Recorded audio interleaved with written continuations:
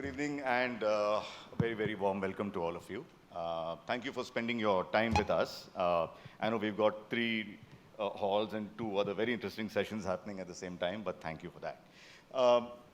Welcome to the panel as well. I think we have a brilliant mix of lot of experience across value, premium fashion, mid-fashion, offline, online. There's a lot to learn, and I hope you will all enjoy this session. One of the key things in our business that makes or breaks our business is, why don't I move to this way? One of the key elements that makes or breaks any retail business is inventory. And inventory is completely dependent upon buying. And therefore, the decision makers, let's pick their brains, let's understand how do we make money, let's understand how do we control inventory, how do we make businesses thrive. Consumers today are evolving fast. There are fashion trends, there are fads, there are multiple channels that people can buy from. You have to react and respond very, very quickly. So I just throw this open. I'd like to understand from each of you, how do you approach this subject of buying in such a time? Pooja, would you like to go for it?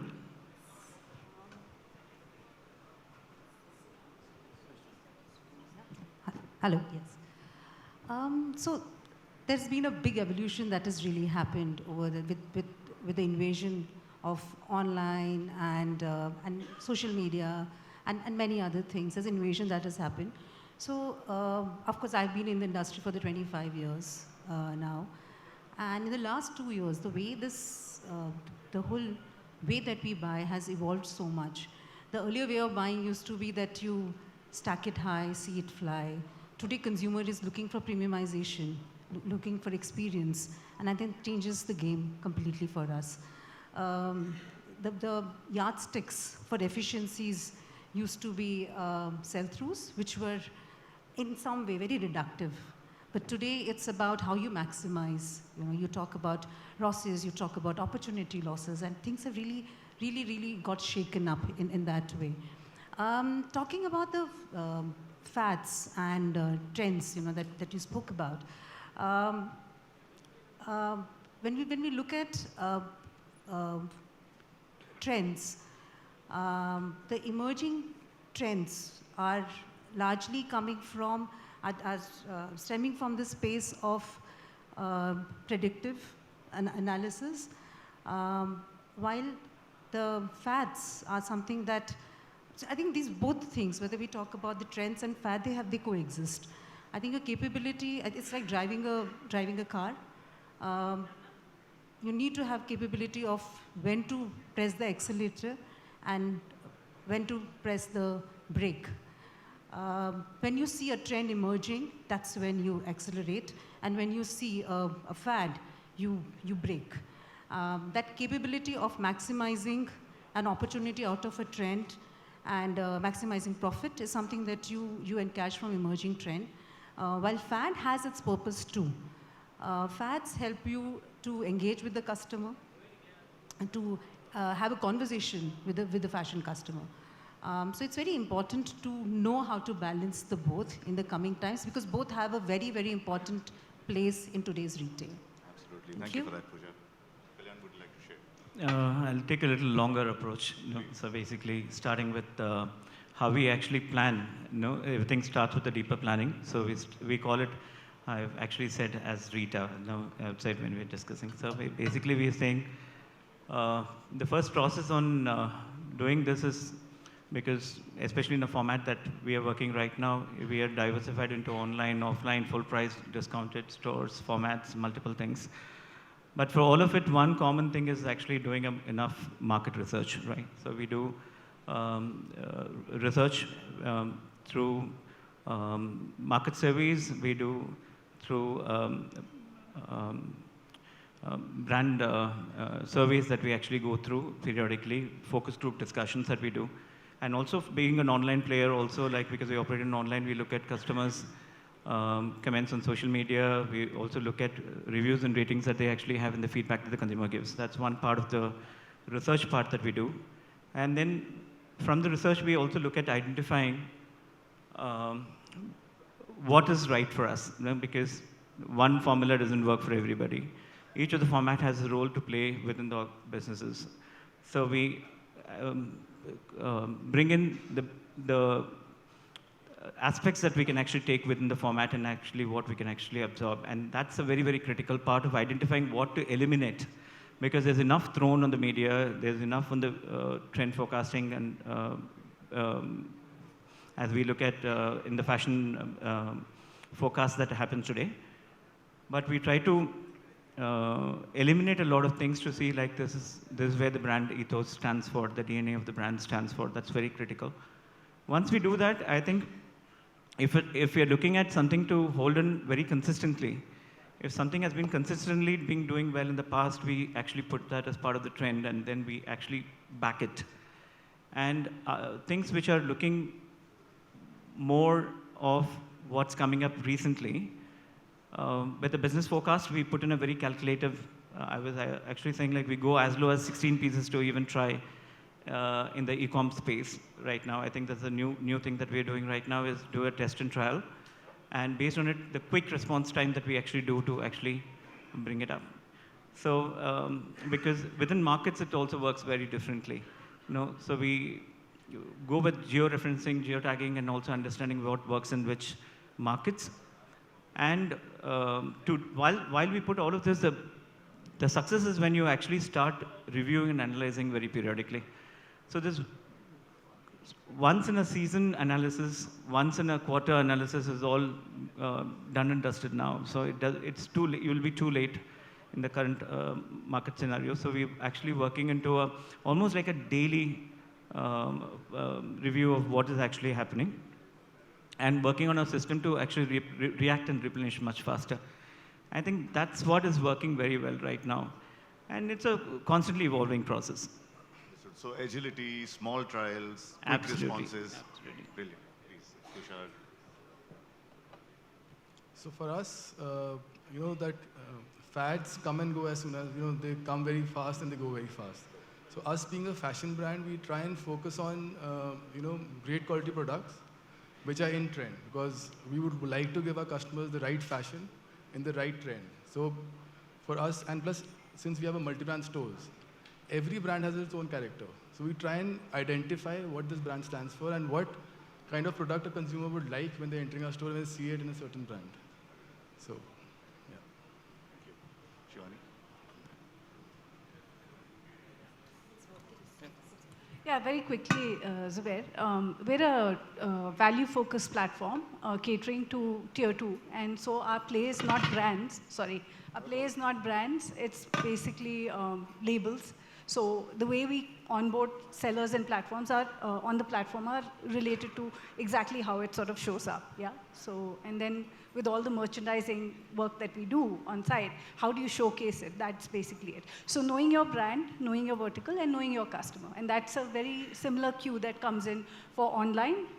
It's very evident on views, how it's converting, and then looking at average daily sales, etc. Some of the things that happen regularly.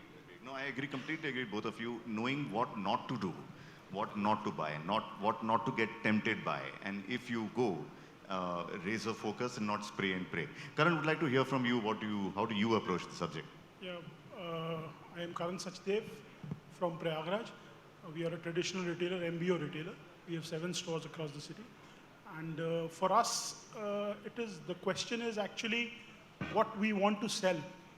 Because in today's time, there's so much over-availability of brands and products. For a retailer like us, we have to, understand what customer we want to sell, what brand positioning we have in our stores.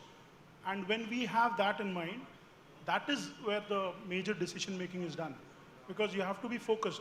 Otherwise, every day new trend is coming, every day new fad is there.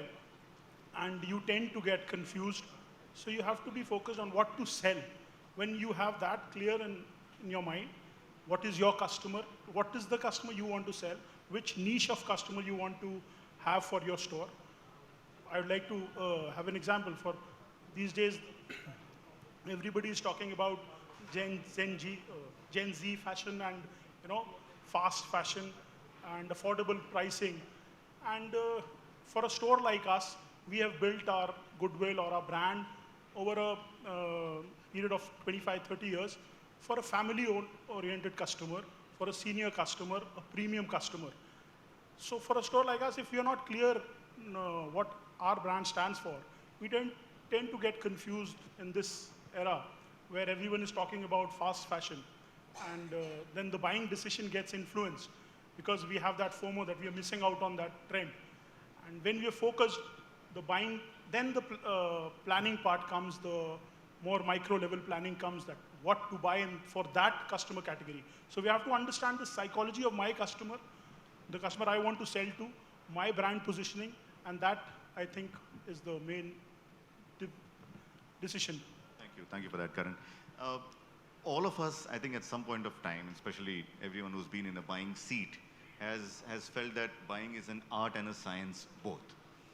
Having said that, as we are in an age where there is enough and more technology available today, not just from completely online retailing, which has wealth of information, but also for traditional offline retailers, how do you see this function, this skill, evolving as we move forward? There are AI tools, there are predictive tools. I mean, right outside Hall 1, there are at least 8 or 9 technology providers who will give us enough and more.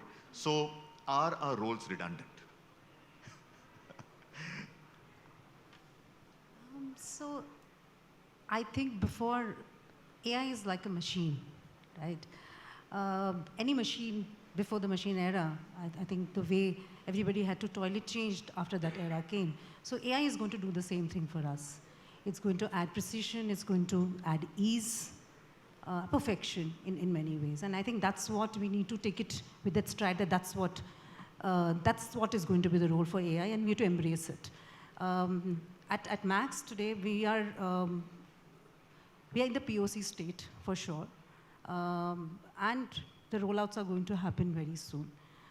But looking at the probable areas that it would influence, if I really talk about, I think AI would have a big influence on the optimization of the resources that we have, and that's a low-hanging fruit for us right now.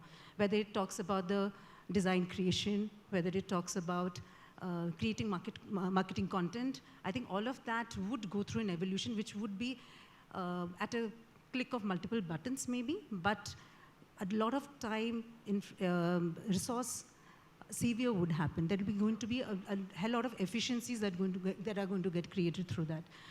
Second thing is maximization of the profit is going to happen through a beautiful amalgamation of using several resources which otherwise a human mind may not be able to do. Dynamic pricing, demand forecast, real-time understanding what the consumer usage is, and definitely the consumer trend, the shift in the consumer trend. Third very critical thing, and I think that's very close to my heart, and I really want the answer for that, and I'm hoping AI does that, is demystifying the customer.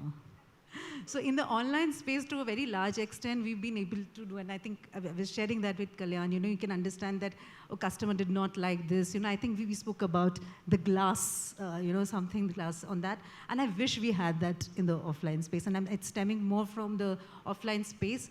Why did the customer choose what she chose? And more importantly, why did she leave what she left? And I think that the simplification of such a complex data is something that I'm really looking forward, that AI gives me that answer to create a range which is made for the consumer that we are truly wanting to cater to.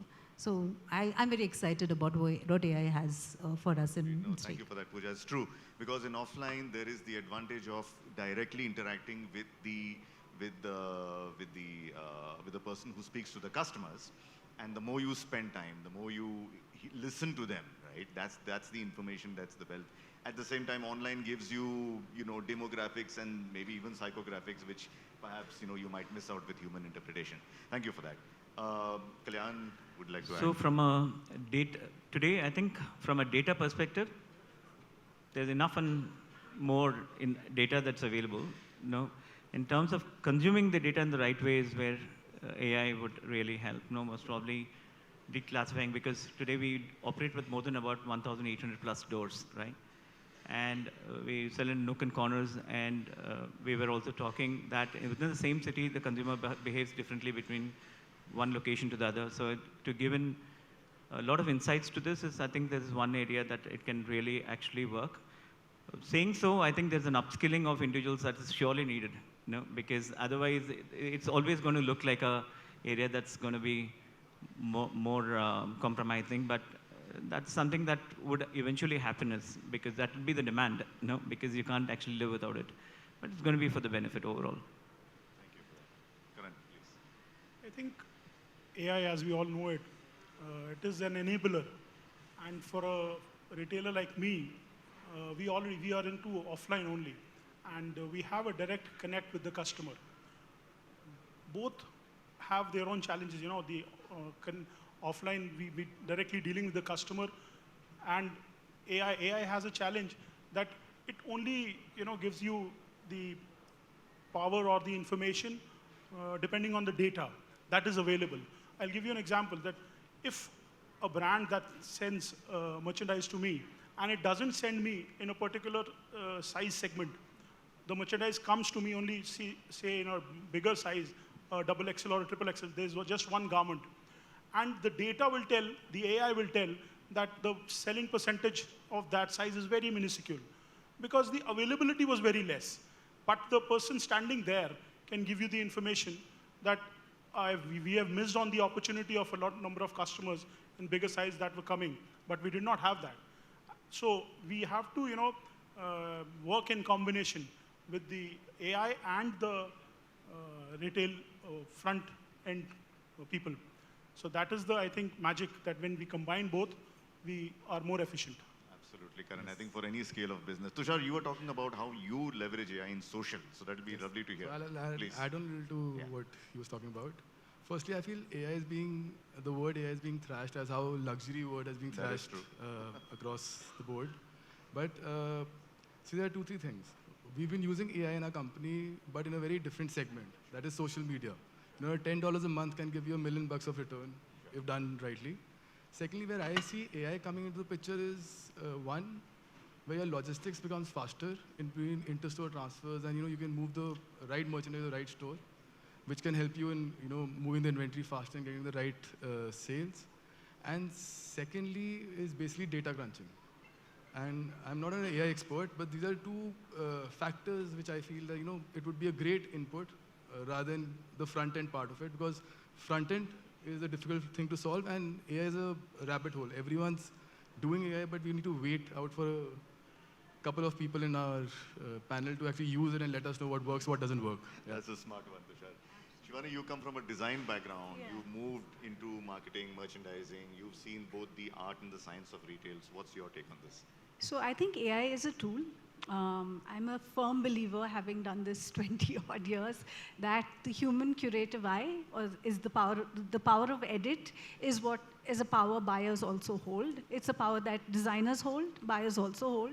So while AI may generate options, what actually works in a store has the art and the science part of it.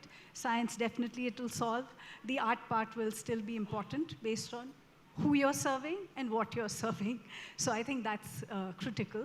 But yeah, the point that Tushar made about AI being generative on the front end, I think it de-risks buying in a lot of ways, because we would work with, like Kalyan also said, samples that you take to retailers. Here you have the opportunity to directly go to the consumer, maybe put out something which is AI made, take a pulse on what they feel, and then actually come back and actually create it. But those solutions are all blue sky. I think worth testing and definitely looking at more on this when we perhaps meet next. Yeah. I think I'm glad, because one of the key things that came out from multiple conversations is the word efficiency. Using predictive tools to make sure that the inventory goes to the right store, to the right spot, to the right city, which ultimately will save tremendous amount of cost and manual effort in shifting of inventory, etc., which will just wipe away the bottom line. Which brings me to another point, personalization. We live in a time when the industry that I've adopted recently is beauty, and tech in beauty is large. I mean, right from analyzing skin, using a selfie, to now analyzing scalp health, right, which is an extension of skin, and therefore analyzing health of hair. uh, tech in beauty is getting adopted much faster for personalization at multiple levels, right? From stores, offline to online. How are you incorporating personalization at whatever extent in your respective businesses? Let me touch upon the online part of it. Please. So because I think there are a lot of offline teams here, so let me touch the online part of it. So online personalization is very key, because offline is a little more difficult, because online is something that you can do it a lot more comfortably, because A is from working on consumer cohorts and their buying behavior, you're able to actually curate an assortment for the consumer. And you're able to push in messages and communication which are very relevant to that particular consumer on the set of consumer, their shopping, based on their shopping behavior. That's one very important thing. And second is also geotagging and referencing of understanding, saying, because you're available with your products, like where is the demand, and then start communicating on that particular location when the product is actually relevant, right? I think those are the areas that it's very key. And also, when we're looking at key search words, demand that is actually coming in through, we can actually take this and actually incorporate merchandise creations for those particular spaces. It's very comfortable. It's very key for that's a differentiator for anybody who has the personalization or not in an e-com space. For us, at the store levels, we recently started a practice where we have personal shoppers. They're standing at the store, and if someone enters and they wish to use that service, it's not always that people want personalization. Sometimes people just want to come to the store and do the things themselves. But in case they want to have someone tell them what works, what doesn't work, so there are people at the store that does that. So that's working well for us. I completely agree. In fact, yesterday I remember Kavinder mentioning that in shoppers with the personal shopper, the average bill value is almost 3 or 4 times that, because that personal touch, I think it makes so much of difference. Yeah, correct. Actually, what I feel is for retailers like us, that is the USP we have, Yes. that we are hyper-personal. And we particularly, in our case, we train our front-end team to create a deep personal connect with the customer, to know your customer, every customer, so, to know their needs, their requirements, in such a way that we understand each and every customer, that when his birthday is falling, what are his, some people, they are very too excited about their special occasions. Absolutely. Like a customer of mine is very excited about his birthday. Correct. So on the birthday, you have to have things of his choice in your store, and you make a personal call and call them to the store and present the product to them. Similarly, for a kid's store, when a child is born, then we know a mother who's very sensitive, very over caring about the child. So we bring such products to our stores, and we call those customers that these are specialized products, to care for your child. So these are things which we have an edge over other retailers, I would say large format stores. Absolutely. Moments of magic, truly. I remember way back when I started my career with shoppers, mid-90s, there used to be, and even today, in fact, I'm sure, each of our customer care associates have their own list of customers. They know their preferences. They know what color they like, what shade they like. And that relationship is priceless. Even the length of the trouser is remembered. Brilliant. That this particular gentleman, the length of the trouser is 41.5, and it's American fold he likes. Yeah. So we do that regularly. Absolutely. That's the joy of retail. Please. So I'll tell you a quick anecdote. Yeah. When I moved from Myntra onto Snapdeal, I was surprised to know that there was only 30% merchandised widgets, meaning widgets where one could basically browse forward widgets where you could actually storytell. What was the balance 70% is the feed. And the feed is run on a personalized algo. So the customer sees exactly what they've looked for, basis certain, cues and signals. So that's one point that I wanted to, put there, that tech really supports personalization, when it comes to, online. And the other piece is that when we're looking at curating, there will be a lot of widgets that are personalization forward. So a lot of us have recently viewed widgets, etc. Those basically upfront, basis the cues and the signals. The cues and the signals you can switch, but basically you see what you've actually worked on or what you've browsed for. See, coming from a large format, I have a little different view on this. First thing, I completely agree on the hyper-personalization of the conversations and communication and talking about, what did you shop from us and giving the suggestive, like we know that you shopped for your child maybe a year back and you just want to again engage with them. And I think all of that is completely understandable and we do that. Second part is on the customization. I think I would rather use the word more curation, because India being such a diverse country and having so many diverse occasion and celebration moments, I think certain conversation like Pujo goes absolutely berserk, and I think it's important to connect with that consumer. While doing that, and I think this is where we have more of I think conflict, is the fact that at times you lose your brand identity, which is being a more national brand. And I think that is very important that you do not, it's a centripetal and centrifugal force that you need to learn how to balance and do not customize to a level where the brand loses its identity. Sure. And I think that is very critical, at least for a large format like us to do. Super. Thank you, Pooja. We have got time for about 4 questions.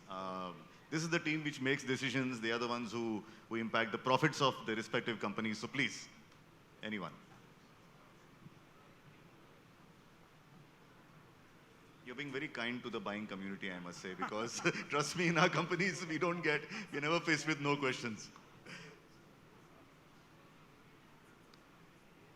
Anybody would like to, any query? Please check it. Why don't I?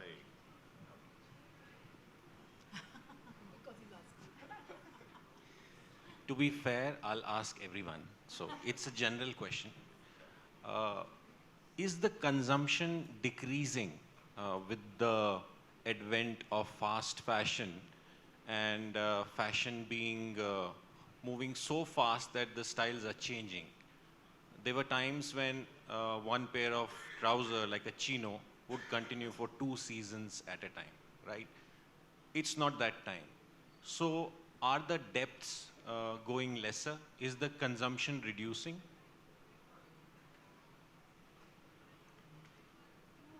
Good one, Jagdeep. Yeah, I'm waiting for Pooja to actually comment. Okay, so to answer, over the period, yes, because I've seen this fastly changing in the last 3 to 4 years itself, right? It's getting focused more in terms of where you want to bet and where you don't, because as I mentioned, there's lots on the table right now. Then when you're actually looking at it, that's why I also mentioned about test and try, repeat, because it's obviously going low, and also that's why people are working on shorter production cycles and turnarounds, right? The long 9-month story of actually design to delivery is gone, right? And now people are all talking about 60 days and 90 days, and even going down to a 30-day cycle, whether they can actually deliver just-in-time kind of product lines that can actually come in. That's all coming from how much you want to actually buy and how much you want to bet. I think the consumption depths are going, the demand, it's become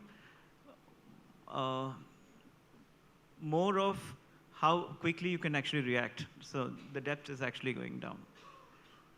But saying so, it's also a cost because there are too many. Today, the option is too many options available across, right? We've seen retail for the last 3 decades, and we actually walk into retail and see, like, why do people make so much merchandise? Because they make too much without actually wanting to know, like, how much is the right merchandise. And that's also a reason that it becomes, like, very, very scattered. I think if I were to say that, yeah. And just to add to what you were telling us a little while ago, Kalyan, that you now make as less as 16 pieces in one option to test, try. And that's really walking the talk, because the investment, obviously the cost of making 16 pieces would be significantly higher, but the cost of making 1600 pieces and then bombing is far higher than that. So, brilliant. Please, Pooja. It's very critical to first of all read the trend on time, and I think that's because it's very shifty. The consumer is extremely shifty. Using several tools like the journey from fast fashion to test and invest to making it your core line. I think that perfection of fast fashion to making it your core line, I think that timing to that efficiency perfection actually is driving volume. Where I'm sitting, I think the reduction of option, like what Kalyan also alluded to, I think is definitely one of the fundamentals. Beyond that, using these tools effectively over time has actually helped us, because the consumer is coming back.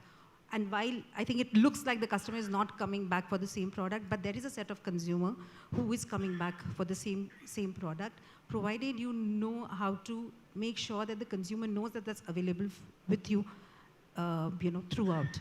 I think we go through these ups and downs where the availability also is another challenge that we spoke about earlier, that we get bored and we discontinue a style. But backing your bestseller is, while we all talk about fast fashion, the business is built on those core lines. And your capability of build that, and I think everybody is getting very mystified by fast fashion. But I think it has a role to play, which has to catch the consumer. And the business only comes from the core lines. So your capability of betting more on that is something that you need to develop a infrastructure that supports it. Thank you. Sorry, please, Karan. Maybe. I think that is where I started from, that if you're focused and you know you are selling to a niche customer and you know your customer very well, so you can bet on the choices and the requirements of that customer, and you can have the depths and keep the customer coming back bring the customer coming to your store again and again. Thank you. Thank you. Thank you all. I hope everyone enjoyed the discussion. I hope we covered at least most of the dilemmas and challenges that our function faces. But thank you for your insights, and thank you for your time.